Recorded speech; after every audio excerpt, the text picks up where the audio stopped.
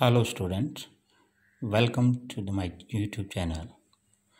Today we are going to discuss the class 10th science chapter first, that is chemical reaction and equation.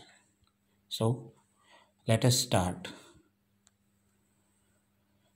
First, what is the chemical reaction? We have studied in class 9 that there are two types of changes in the matter. One is the physical change and second is the chemical change.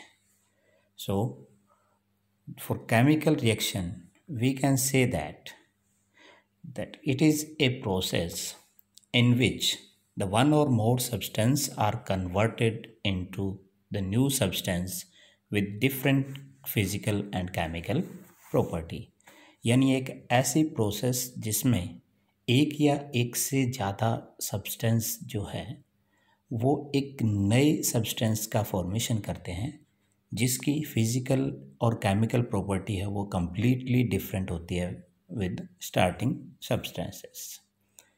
Or we can say that whenever the chemical change occurs, we can say that a chemical reaction has taken place. यानी किसी substance में अगर कोई chemical change होता है तो हम ये कह सकते हैं कि वहाँ पे केमिकल रिएक्शन हो रही है. For example, burning of magnesium ribbon in air. तो मैग्नीशियम को जब एयर फ्लेम में बर्न किया जाता है, then it burns with a dazzling white fumes and it produce a white acid substance which is collected in the watch glass, which is called magnesium oxide. So by burning magnesium in presence of air, it forms a new substance, that is magnesium oxide. So here we can say that the chemical reaction has taken place. In a chemical reaction, it has two parts. One is the reactant. Reactant is that substance which exists before the chemical change or which take part in the chemical reaction. Means वो substance जो reaction में participate करता है वो क्या कहलाता है? Reactant कहलाता है. And the another part of the reaction is the products.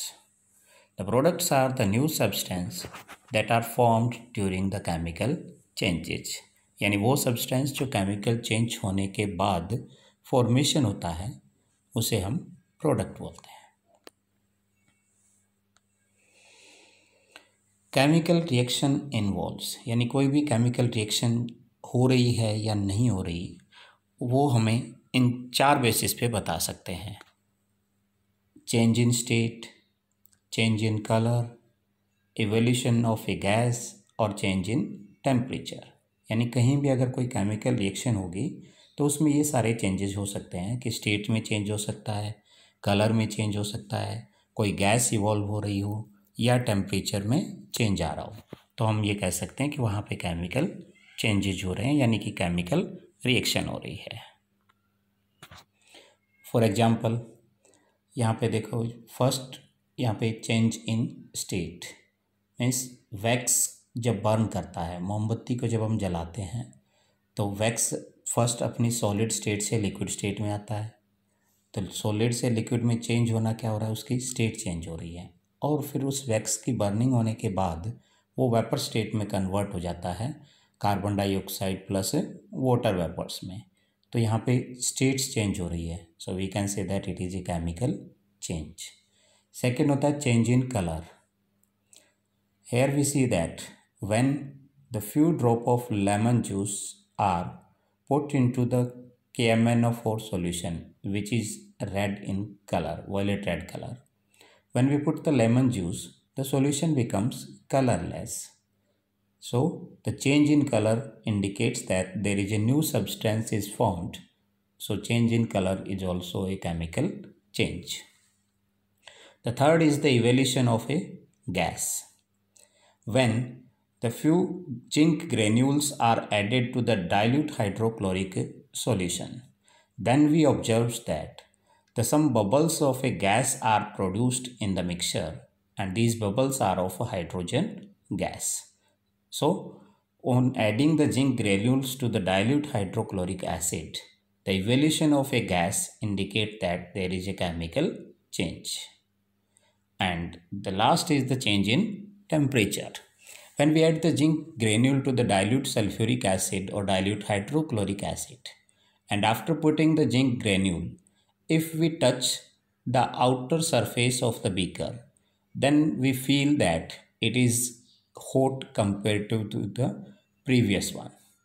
That means on adding the zinc granule, there is increase in the temperature of the mixture.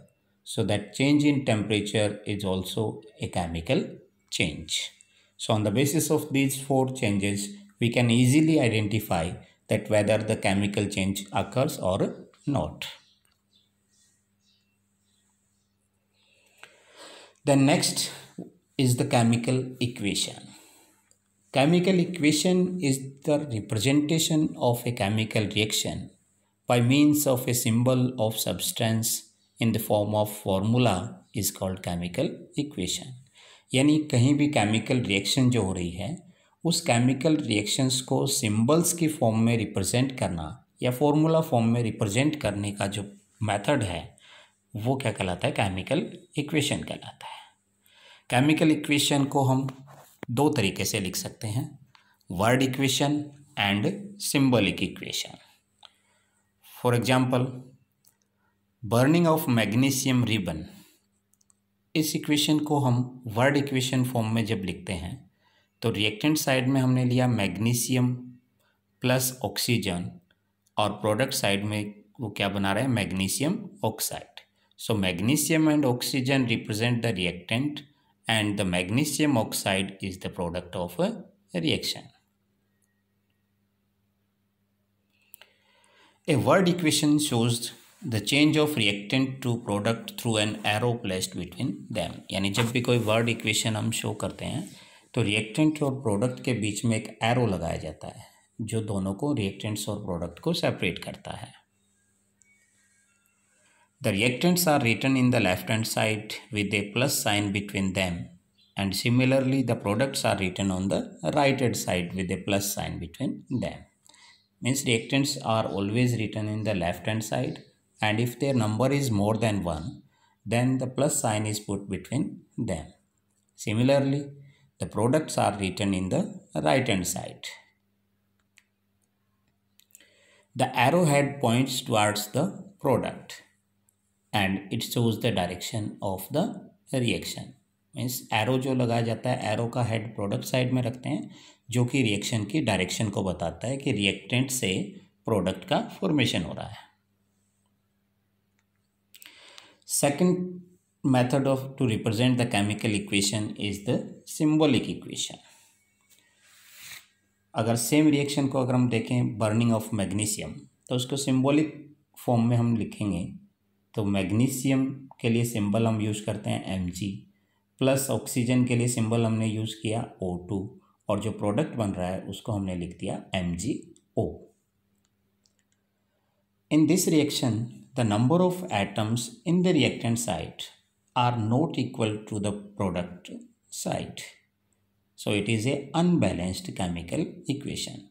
क्योंकि कोई भी केमिकल चेंज या फिजिकल चेंज होता है तो हमें पता है each physical and chemical process follows the law of conservation of a mass, which means the total mass in the reactant side must be equal to the total mass in the product side. But in that reaction, the number of atoms are not similar in both sides, so we can say that it is a unbalanced chemical equation. Now, the balanced chemical equation.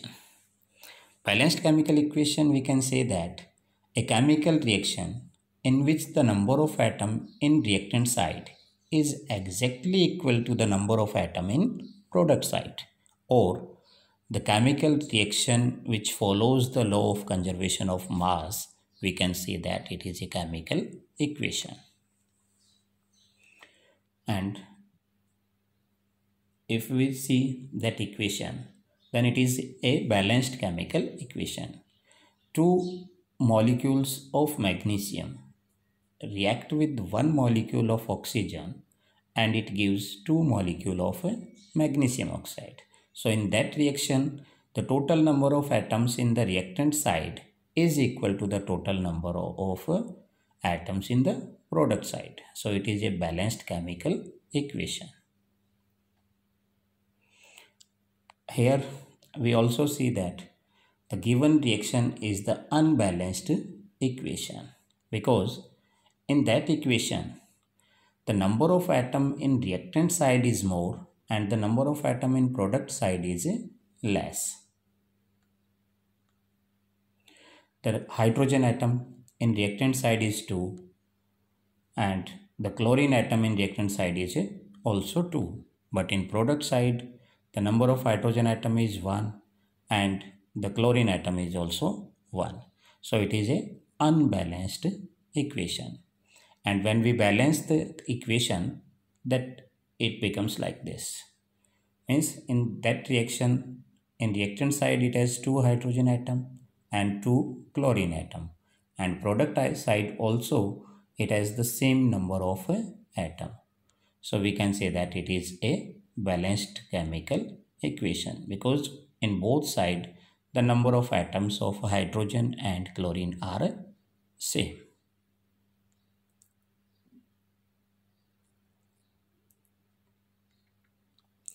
Now, balancing of A chemical reaction और equation, यानी जब हमारे पास कोई unbalanced equation है तो इस equation को balance किस तरीके से किया जाए। तो किसी भी केमिकल रिएक्शन को बैलेंस करने के लिए कुछ स्टेप्स फॉलो किए जाते हैं और इस मेथड को बोलते हैं हिट एंड ट्रायल मेथड। तो फर्स्ट स्टेप है to balance a chemical reaction, first draw the box around each formula and do not change anything inside the box while balancing the equation। यानी सबसे पहले जो भी इक्वेशन हमें दी गई है उसमें जो रिएक्टेंट्स एंड प्रोडक्ट्स हैं उन रिएक्टेंट्स एंड प्रोडक्ट्स को बॉक्स में एनक्लोज कर दो और उस बॉक्स के अंदर हम किसी भी तरीके का कोई चेंज नहीं कर सकते हैं। That means do not disturb the formula of any substance और कंपाउंड। सेकेंड स्टेप है list the number of atom of different element present in the unbalanced equation. यानी जो भी अनबैलेंस्ड इक्वेशन है उसमें रिएक्टेंट साइड और प्रोडक्ट साइड जो है उन जो भी एटम्स प्रेजेंट है उनका नंबर लिख लेते हैं। जैसे कि इस इक्वेशन में आयरन एटम्स का नंबर है reactant side 1, product side 3। Hydrogen का नंबर है reactant side 2, product side 2। And oxygen का जो नंबर है reactant side 1 and product side 4। Third step है equalise the number of atom of element which has maximum number by putting in front of it. यानी जो equation में जिन atoms का number सबसे ज़्यादा है उनको बराबर करने के लिए उससे पहले हम नंबर लगाते हैं। जैसे यहाँ पे ऑक्सीजन का नंबर सबसे ज़्यादा है प्रोडक्ट साइड में 4, तो उसको बैलेंस करने के लिए हम रिएक्टेंट साइड का जो ऑक्सीजन कंटेनिंग मॉलिक्यूल है उससे पहले हम नंबर 4 लगा देते हैं। यानी इस तरीके से दोनों तरफ ऑक्सीजन का नंबर बराबर हो गया। स्टेप 4 है try to equalize all the atom of element on reactant and product side by adding coefficient in front of it. यानी बाकी एटम को भी इसी तरीके से हम दोनों रिएक्टेंट और प्रोडक्ट साइड को बैलेंस करेंगे और उसे बैलेंस करने के बाद इक्वेशन में इस तरीके से हमारे पास इक्वेशन आ जाती है 3Fe + 4H2O और प्रोडक्ट साइड हो गया Fe3O4 + 4H2। यानी इस इक्वेशन में रिएक्टेंट साइड आयरन का नंबर 3 है, प्रोडक्ट साइड में भी आयरन 3 है। हाइड्रोजन का नंबर 4 × 2 8 रिएक्टेंट साइड है, प्रोडक्ट साइड भी 4 × 2 यानी 8 है। और ऑक्सीजन का नंबर 4 और प्रोडक्ट साइड भी ऑक्सीजन का नंबर 4। यानी कि इस इक्वेशन में रिएक्टेंट और प्रोडक्ट साइड जो है नंबर ऑफ एटम बराबर हो गए।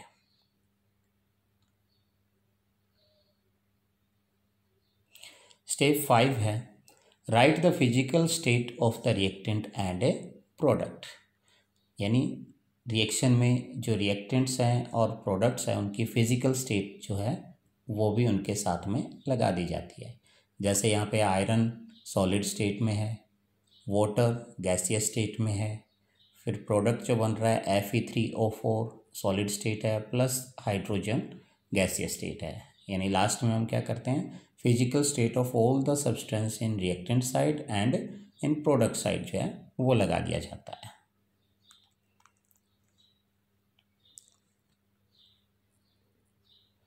Sometimes the reaction conditions such as temperature, pressure, catalyst, etc. for the reaction are indicated above and or below the arrow in the equation. यानी कई बार क्या होता है, रिएक्शन कंडीशन जैसे कोई रिएक्शन किसी पर्टिकुलर टेम्परेचर पे हो रही है, प्रेशर पे हो रही है या किसी कैटलिस्ट की प्रेजेंस में हो रही है, तो उनको हम एरो के ऊपर या नीचे लगा देते हैं। जैसे कि ये इक्वेशन है CO+2H2। इस रिएक्शन के लिए स्पेशल कंडीशन है कि प्रेशर जो है वो 340 एटमॉस्फेरिक है और उस पर वो प्रोडक्ट बना रही है CH3OH।